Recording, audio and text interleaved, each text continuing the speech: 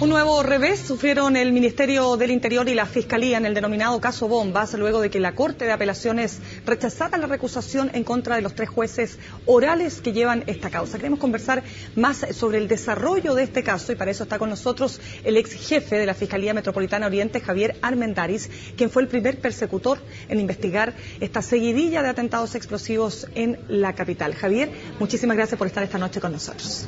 No, al revés, muchas gracias por la invitación. Javier, lo primero que quisiera preguntarle, aquí se ha hablado de montaje de operación política.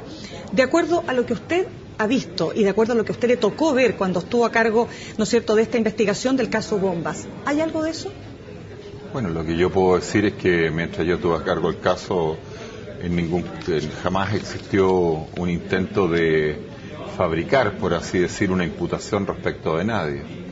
Luego, yo sé que se ha hecho, lo sabemos todos, que se hace ese cuestionamiento. En lo personal me cuesta creerlo, no creo que sea así. Me lleva a pensar eso antecedentes objetivos. Voy a tratar de situarme en la parte de la defensa. La defensa trató de excluir mucha prueba y lo logró. Y a raíz de eso, bueno, sabemos que hubo sobreseimientos pedidos por la Fiscalía porque se quedó sin prueba respecto de más de la mitad de los imputados.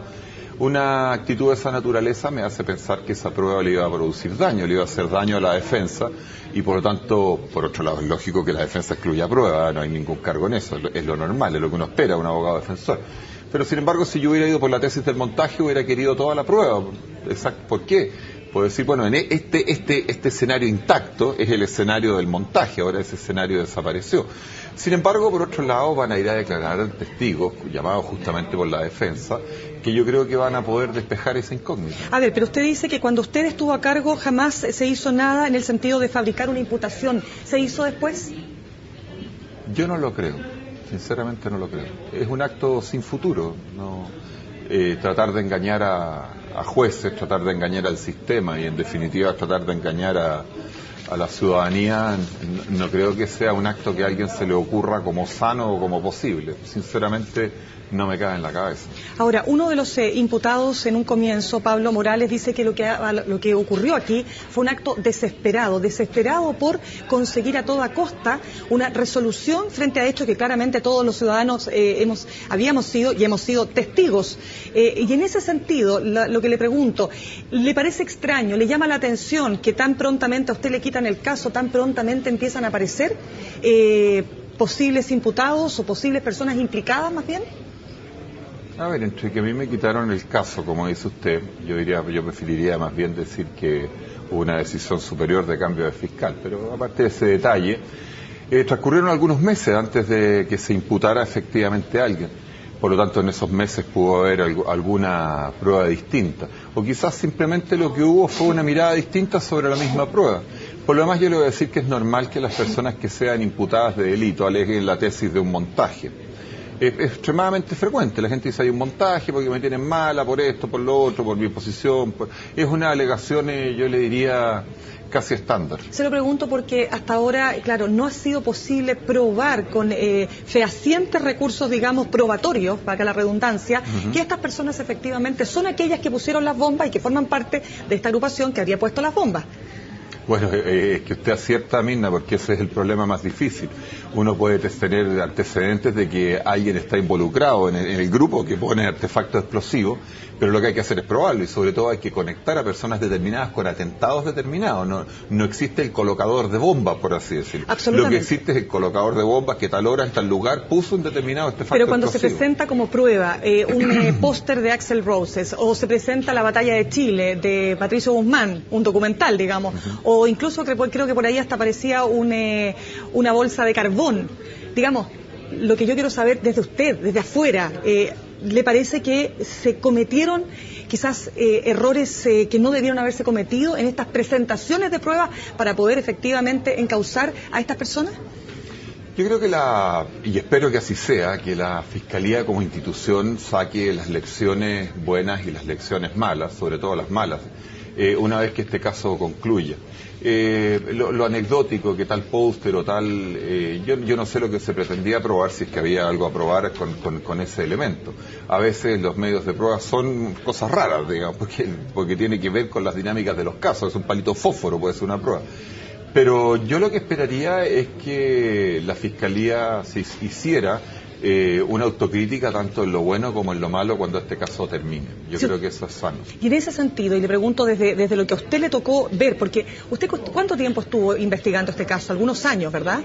Alrededor de 1 año y cuarto, perdón, 1 año 3/4. Ya, perfecto, casi 2 años podríamos decir. Casi 2 años. ¿Cómo explica usted que en esos casi 2 años no haya logrado usted determinar aquello que logró finalmente o intentó lograr básicamente el fiscal Peña? Seremos distintos. ¿Tan distintos? Puede ser, ¿no? Por eso le pregunto, porque lo que quiero tratar de expresarle, digamos, es que para la ciudadanía resulta difícil. No estamos diciendo, o digamos, si yo pudiera de alguna manera hacer un eco de lo que más o menos se plantea a través de las redes sociales, en fin, no se está diciendo que probablemente no se crea que tales o cuales personas pueden haber participado. Es cómo se presentan las pruebas, cómo se presenta este caso para efectos de hacer creer que en definitiva estas son las personas y no otras. Es que lo que sucede, Mirna, es que nunca vamos a poder tener un juicio global sobre la postura acusadora de la Fiscalía, porque desde el momento que excluyen una gran cantidad de material probatorio, el caso naturalmente empieza a desmoronarse en su base. O sea, las tesis de juicio de quien actúe como acusador o como quien actúe de defensa son un todo, y por lo tanto si te excluyen una buena parte importante o una parte importante de la prueba, el caso ya pasa a ser otro. Por lo tanto, si bien, claro, se podrá hacer un juicio con respecto a la acción de la Fiscalía, lo que nunca vamos a poder hacer es un juicio global sobre la estrategia, sobre específicamente la estrategia de juicio de la Fiscalía, porque nunca se verificó un juicio sobre ese escenario.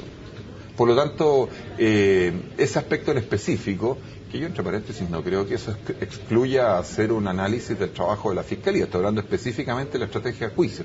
Y en eso no lo vamos a poder saber nunca porque no se verificó. A ver, pero cuando usted dice que el que se excluye una parte importante o un porcentaje más que importante, digamos, de las pruebas entregadas, ¿no representa eso, no revela eso o no muestra de alguna manera una falta de rigor a la hora de recoger pruebas y exhibirlas a un tribunal? No, yo creo que hacer un juicio de valor en cuanto a la calidad de un trabajo sobre la base del resultado judicial puede ser muy arbitrario. Pero le pregunto por la cantidad de pruebas desechadas, porque no son pocas pruebas desechadas. Claro, pero no, y tú puedes tener una sentencia que eres abogado defensor y obtienes una sentencia totalmente condenatoria, eres abogado de la parte acusadora y obtienes una sentencia. O sea, ¿qué te quiero decir? Analizar el trabajo jurídico sobre la base de los resultados, yo lo considero que puede ser sesgado, porque las posiciones de los jueces no se forman sobre la base solamente de lo que una parte dice, prueba o alega, tiene que ver con un conjunto de factores. Javier, pero usted de alguna manera, o alguna vez más bien, ¿se sintió presionado por el poder político para conseguir resultados? Mira, uno dice estas cosas, contesta, y en general la gente como que no le cree, porque nosotros como que no tenemos buena opinión de nuestros aparatos institucionales. Yo jamás me sentí en mi tarea como abogado estatal, sea como juez del crimen, relator de la Corte Suprema, fiscal regional de la Fiscalía Oriente, jamás me he sentido presionado por nadie, y por la simple razón que creo que nadie me ha tratado de presionar nunca. Nunca nadie lo llamó, nunca nadie, indirectamente digo. No, ni siquiera he tenido que resistir grandes asedios, no sé si me explico. O sea, simplemente nadie ha tratado de imponerme alguna vez un punto de vista. Es distinto que estemos hablando, por ejemplo, con abogados querellantes en una reunión de trabajo, ¿se da cuenta? Yo entiendo lo que usted me quiere preguntar, es en términos de presiones indebidas. Jamás las he sufrido, entonces tampoco he tenido que soportarlas. Ya, pero hablemos en términos un poquito más generales, ya por no supuesto. Tanto lo que a usted le tocó, sino que si usted cree que el poder político efectivamente ha presionado al Ministerio Público para conseguir resultados en este caso. No lo sé. ¿Le llamó la atención que el fiscal Peña dejara la Fiscalía para irse a trabajar con el gobierno tiempo después? Me llamó mucho la atención. Digamos que pone un manto de duda, diría usted, respecto de cómo se desarrollaron los acontecimientos previos y posteriores. A ver, lo que puedo decir es que no es una maniobra brillante en temas de transparencia, pero si eso está ligado con una suerte de prebenda, la verdad no lo creo, porque además por otro lado las cosas hay que juzgarlas teniendo todos los antecedentes. Los fiscales regionales del Ministerio Público son personas que terminan su labor y simplemente salen a la calle, y por otro lado enfrentar en esas condiciones el futuro no es fácil. Yo lo que pienso es que Alejandro simplemente se precipitó, eso es lo que pienso, que no tomó una decisión acertada, pero jamás he visto, y quien diga lo contrario para mí tiene que probarlo primero, que eso haya sido alguna suerte de maniobra indebida, algún pago de favor o alguna circunstancia de esa manera. ¿Y sabes por qué viene? Por un tema muy simple. Lo que te decía hace un rato, las instituciones en Chile, en general los chilenos creemos poco en nuestras instituciones, tenemos mala opinión de nuestras instituciones, pensamos que en general la gente es floja, es corrupta o es inepta. Entonces, yo no lo veo así, no lo veo de esa naturaleza. Las decisiones se toman y por supuesto hay que asumir las consecuencias de ellas, pero ver en todas partes el complot universal o que la gente está actuando por mezquindades, no lo veo, y sobre todo en un sistema como es el nuestro, el procesal penal, que tendrá 500 defectos, lo que usted quiera, pero tiene una gran ventaja: las cosas se saben. Es oral. Las cosas se saben. Por ejemplo, ahora vamos a tener al señor ministro del Interior y vamos a tener al procurador fiscal en el estrado, y a mí eso me parece sano, y ahí vamos a despejar todas las dudas. Yo tendré dudas para el lado bueno, otra persona tendrá dudas para el lado malo. Bueno, y ahí lo vamos a ver, digamos, ¿no? Javier, hay dos temas que quiero conversar con usted. Corte de Apelaciones rechazó sacar a los 3 jueces Sí. a partir de este recurso de recusación que se presentó por parte del Ministerio del Interior y también por parte de la Fiscalía. Y también otra pregunta: alguien tiene que estar poniendo las bombas en este país, ¿verdad? Vamos a una pausa, ya regresamos.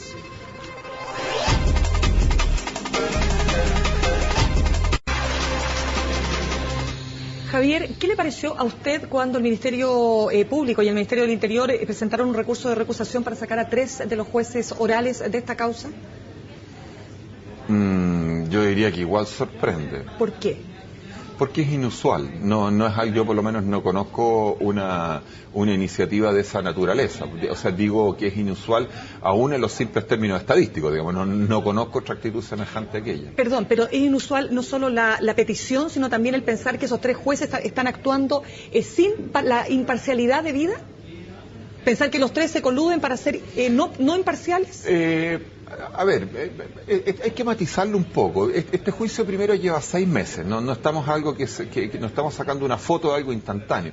La verdad es que uno muchas veces como litigante empieza a notar que el juez tiene alguna tendencia hacia una posición u otra, porque los jueces son personas, no son robots ni son una especie de estatua de cera, digamos. Le llegan estímulos y responden a los estímulos. Yo diría que eso tiene rasgos de normalidad. Uno tiene más o menos una idea: mira, con este juez me está yendo bien, con este otro juez me está yendo mal. Eso es parte de la vida, digamos, de la vida del juicio. Intentar, digamos, recusar una recusación respecto de los jueces y, por supuesto, inhabilitarlos, significa volver a foja cero, o sea, que los 6 meses de juicio se perdían y tenían que empezar de nuevo con jueces no inhabilitados. La Corte dio eso una opinión jurídica, yo diría, bastante clara, y dijo que eso era improcedente per se. O sea, me explico. Aún en el caso que se estimase que esos jueces son parciales, faltando el elemental deber de imparcialidad que hace referencia, la Corte de Apelaciones dice que ello debe remediarse a través de recursos luego de dictada la sentencia. Ese es el núcleo central de su... O sea, se termina en definitiva el juicio. Se termina el juicio, se dicta sentencia, perfecto, y ahí se alega lo que tengas que alegar con respecto a ese punto. Y además la Corte dijo que los jueces simplemente habían manifestado ciertos dictámenes obligatorios por ley en cuanto a llevar adelante el debate propio del caso, ¿no? o de cualquier otro caso. Javier, Luis Avilés, que es el juez que ha encabezado justamente todas estas de todo este juicio, digamos, oral del 8º Juzgado de Garantía de Santiago, él ha sido ampliamente criticado, particularmente por el Ministerio Público, por dejar pruebas que, de acuerdo a este juez, no se ajustan a derecho, son inconstitucionales incluso. Bueno, ahora veo que al magistrado Avilés lo acusan por haber dejado demasiada prueba, entonces, porque normalmente parece que lo acusan por haber sacado demasiada prueba. El magistrado Avilés, como los jueces en general, trató de hacer su trabajo con su leal saber y entender. Él es un buen juez, es una persona que tiene sus opiniones y es duro, pero es un buen juez y es una persona muy criteriosa. Trató de hacer su trabajo y lo respetamos. Y yo creo que eso también está sucediendo. Él era el juzgado de garantías, de la parte intermedia, antes del juicio. Y entiendo, me imagino, que los jueces que están en el tribunal oral, en lo penal, también estarán tratando de hacer lo mismo. ¿Se equivocó el Ministerio Público al pedir un recurso, o más bien a solicitar un recurso de recusación para efectos de sacar a estos jueces? Bueno, según la Corte se equivocó porque eso no era procedente en derecho, ¿no? Pero sobre todo le pregunto desde el punto de vista de lo que queda hacia afuera, como este Ministerio Público que empieza a objetar incluso ciertas instituciones, como es la independencia del Poder Judicial, ¿verdad? A ver, yo no le daría un alcance de cuestionar la independencia del Poder Judicial. Lo que se está haciendo es cuestionar la imparcialidad de ciertos jueces. Pero son 3 jueces, es decir, no es uno solo. Por supuesto, porque tiene que ver con la dinámica propia de cómo se ha dado el juicio. O sea, la Fiscalía entiende que una postura jurídica que tomaron los jueces significa un antejuicio. Y a mí no me cabe, o sea, supongo, pero no puedo decir, yo creo que esto en algún minuto va a ser visto, como la Corte está diciendo que se vea, a través del recurso de nulidad correspondiente. Yo creo que esto, por así decirlo, perdón que lo diga de esta manera, pero fue una suerte de primer round. Y le dijeron, no es el momento de dar esta pelea. O sea, ese es el tema que le dijeron a los jueces. No es el momento de discutir esta situación. Javier, vámonos al otro tema, que era la pregunta que le hacía antes de irnos a la pausa, y que tiene que ver con que alguien tiene que estar poniendo las bombas, claramente. Por supuesto. Alguien las pone. Sí. ¿Qué pasa ahí? ¿Es tan difícil determinar que una persona, llegar a probar que una persona es aquella que forma parte de una organización? Porque no creo que nadie vaya a poner solo una bomba, ¿verdad? No. Ni la fabrique en su casa con un manual de internet, ¿o sí? La verdad que yo es un tema que ni siquiera me gustaría hablar mucho, pero lo voy a decir de esta manera. No tiene un grado de dificultad muy alto armar este tipo de artefactos, ni siquiera es muy bueno hablar. ¿Pero usted diría que una persona puede actuar sola en un tema como este? No, y tanto es así que las filmaciones o los testigos hablan de que siempre actúan en parejas, en trío. Pero en el caso, por ejemplo, de Luciano Pitronello, ¿no es cierto? Este joven que además, sufrió los efectos de una explosión. Una cosa terrible. Pobre cabro. Por eso le pregunto, ¿usted diría que él efectivamente forma parte de una, no sé cómo llamarlo, red, organización que avala este tipo de prácticas como una manera de quizás protestar, manifestarse, en fin? A ver, yo creo que el tema no es simple de contestar en 2 o 3 frases, pero voy a tratar de pintarle el siguiente panorama. El actuar a través de lo que se llama acción directa en ciertas ideologías ha sido algo que no es de hoy día ni de hace una semana. Los atentados contra algunos jefes de gobierno por parte de ideologías más o menos afines a la que estamos hablando se realizaron en los últimos años, yo le diría una buena parte en los últimos años del siglo XIX. O sea, estamos hablando de una posibilidad de acción que tiene bastante más largos, cumplido los 140 años. Por lo tanto, que usted me diga qué es lo que hay detrás, yo le diría, por supuesto, hay una motivación política que no se lleva adelante en forma individual, pero por otro lado, estigmatizar a un grupo de social chileno sobre la base de decir estos son los que ponen bombas. ¿Usted se refiere a los ocupas? Exactamente, me parece totalmente injusto porque no hay una relación ni siquiera directa, inmediata, sino entre este tipo de ideología y la gente que hace las casas ocupas. Las casas ocupas también hay jóvenes que hacen, o sea, no también, sino que son, no me cabe la menor duda que son la inmensa mayoría que tratan de vivir su vida y no hacer, además hay muchas casas ocupas que hacen actividades culturales, hay otras que la verdad las tienen bastante desordenaditas y no sé cómo vienen ahí, pero en general hay un intento por llevar una vida adelante, pero que existe un grupo que pone bomba, o sea, por Dios, basta verlo. Javier, para volver a lo que a usted le tocó cuando estuvo a cargo de esta investigación, ¿le resultó muy difícil poder justamente despejar este gran tema que tiene que ver con quiénes están detrás? A ver, por supuesto que resultó difícil, tan difícil que no hicimos imputaciones masivas, digamos. Nosotros llevamos a algunas personas a juicio, normalmente juicios abreviados, porque era medio evidente su responsabilidad, entonces la gente trata de tener menos pena. Claro que fue difícil porque tú tienes que conectar a la persona con un atentado en particular. No sacas nada con decir fulanito ponle bomba. Lo que hay que hacer es conseguir prueba de que fulanito puso esa bomba en cuestión tal hora, tal día, en tal lugar. Y eso no es fácil porque no queda huella. Incluso las propias huellas suelen volar, digamos, con la explosión misma. Pero que hay un grupo de personas que cree que esto, y yo lo lamento, que cree, y a veces, entre paréntesis, pienso que como sociedad quizás también tendríamos que tratar de entender ciertas voces de por qué guardan tanta rebeldía. Yo creo que el trabajo, digamos, con grupos que están motivados políticamente y que actúan a través de la violencia, yo creo que el mejor trabajo es un trabajo de mostrar que la sociedad puede abrirle los brazos a todos. Yo creo que eso es algo que quizá hemos dejado un poco en el tintero.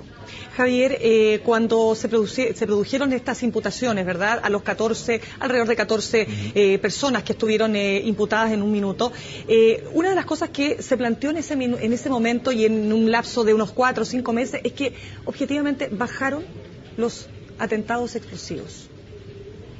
Se hizo una suerte de relación ahí. Bueno, están detenidos, ya no existe, digamos, la periodicidad o la sucesión de hechos de atentados explosivos.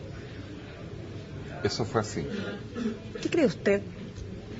¿Hay en esas personas efectivamente implicados y que no se ha podido alcanzar, digamos, no se ha podido reunir la suficiente cantidad de pruebas como para realmente probar que ellos son responsables? Mira, yo no soy quien para apuntar públicamente con el dedo a nadie. ¿Pero usted los individualizó alguna vez, digamos, en su investigación? ¿Los había detectado ya a estas mismas personas? Voy a tratar de decirlo de esta manera. En este ruedo de la violencia habían nombres que ni siquiera eran nuevos. Correcto. O sea, usted con eso me está diciendo que algunas de estas personas usted tenía la firme convicción de que estaban involucradas en estos hechos.